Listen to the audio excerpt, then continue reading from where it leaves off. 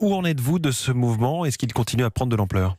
Oui, il continue à prendre de l'ampleur, puisque même si certains services parisiens ont suspendu le mouvement de grève, d'autres se mettent en grève, y compris Marseille qui va sûrement rentrer en grève en début de semaine prochaine.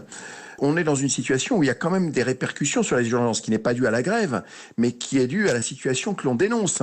Quand on ferme des services par manque de médecins, comme c'est le cas à Sisteron, dans une région touristique, qu'on ferme ce service la nuit et que le recours est à 50 km à Gap ou à Digne, on est dans une situation de crise et il serait bien que le gouvernement prenne en compte cette situation de crise et accepte de négocier sur les revendications qui sont des effectifs supplémentaires, des lits et des augmentations salariales, puisque sur ce problème salarial, il y a aussi une crise, puisque l'assistance publique hôpitaux de Paris, aujourd'hui, n'arrive plus à recruter d'infirmières au regard des conditions de travail dégradées et de la faiblesse des rémunérations. Moins de 1600 € quand vous débutez comme infirmière à Paris, vous vous logez où?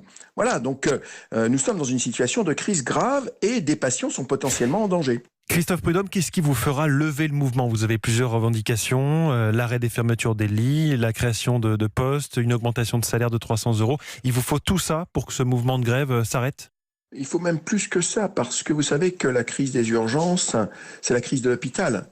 Et aujourd'hui, vous savez, les 70 millions d'euros proposés par la ministre sont considérés comme une aumône. Ce que nous demandons aujourd'hui, pour que l'hôpital sorte de la crise qui s'aggrave d'année en année, parce que nous sommes soumis à des plans d'économie qui aujourd'hui mettent l'hôpital à mal. Nous demandons une chose très simple.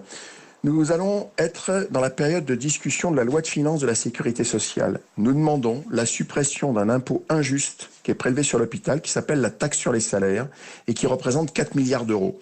Alors ça peut paraître être une somme importante, mais c'est 4 milliards d'euros pour l'hôpital et les EHPAD. Quand aujourd'hui on constate qu'il manque 10 000 postes dans les urgences, il manque 40 000 postes dans les EHPAD, enfin nous avons besoin de 40 000 postes immédiatement dans les EHPAD pour éviter que des personnes âgées viennent par défaut aux urgences, parce qu'il n'y a pas d'infirmières, pas de médecins pour s'occuper des résidents dans les maisons de retraite, dans les EHPAD. Il va bien falloir que le gouvernement comprenne qu'il faut desserrer les cordons de la bourse. C'est une urgence.